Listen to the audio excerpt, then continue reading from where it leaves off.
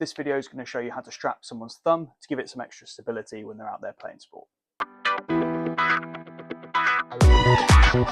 What's up guys, Adam here from 202 Performance. I've got a video here for you looking at strapping up a thumb.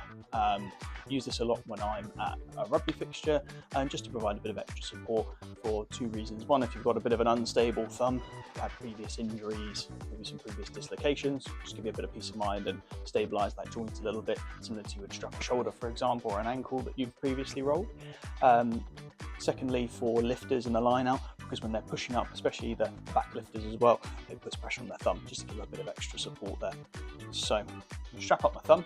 I'm going to try and do it in one take, see how it goes. But essentially what you're going to need is two different types of tape. One of them being a sort of zinc oxide tape. I've got the Tiger Tan zinc oxide tape, and what you're going to do is use this as your anchor. So what I'm going to do, tear off a strip like so, and you're going to have that round your wrist. So you're just going to put it off over as if you're putting a watch on, basically. So just right where wrist meets the hand, like so. It doesn't have to be super tight, as long as it's round there, and make sure that it wraps around enough so that it sticks back onto itself, so it's nice and firm there. Then what you're going to get your player to do, is going to hold your hand as if they're going to shake your hand like this. Now, if we're trying to stop the thumb from bending back, you're going to come a little bit into flexion there, but that's sort of the position you want them to hold. And then I'll try and strap myself, see how this goes. But what you want to do, you're going to get them to hold their hand like this. You're going to stick the tape onto your anchor, like so. And then what you're going to do is just to loop around. So again, it's anchored around there. And then what you can do is basket weave around the thumb. So if I turn like this, you can see a little bit better what I'm doing.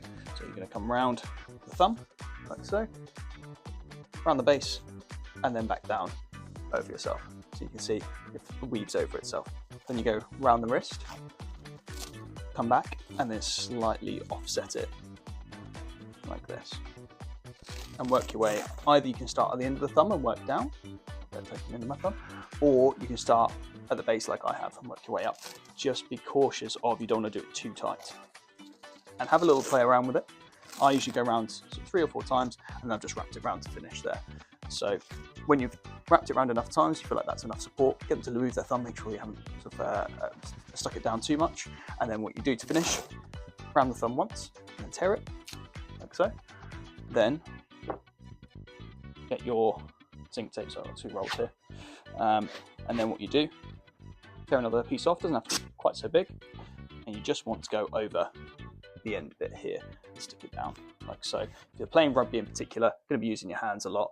You don't seal off the end of your EAB tape, then it will just unravel.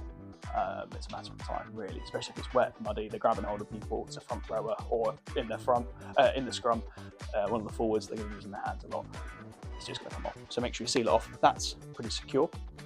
Now you can see where I've strapped it here. It's around the thumb here, not much support across the palm here on the CMC joint. You need a little bit more support, and you can come across here a little bit more. There are a couple of variations that you can play around with. I'd say this is probably a generic thumb taping just to give you a bit of support in there, especially if you're going to be grabbing hold of people as well.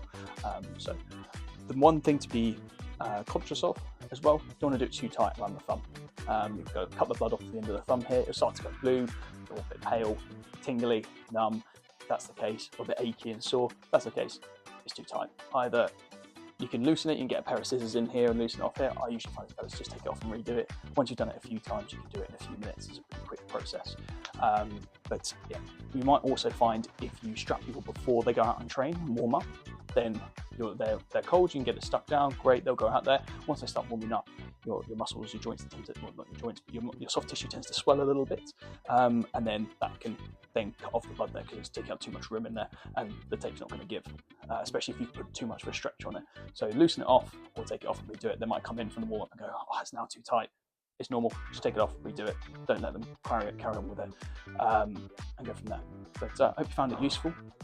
If any questions or any other areas you want me to strap and show you, then let me know in the comments below. And if you did find it useful, like it, share it with anyone else who might find it useful, and I'll see you in the next video. Thanks for watching.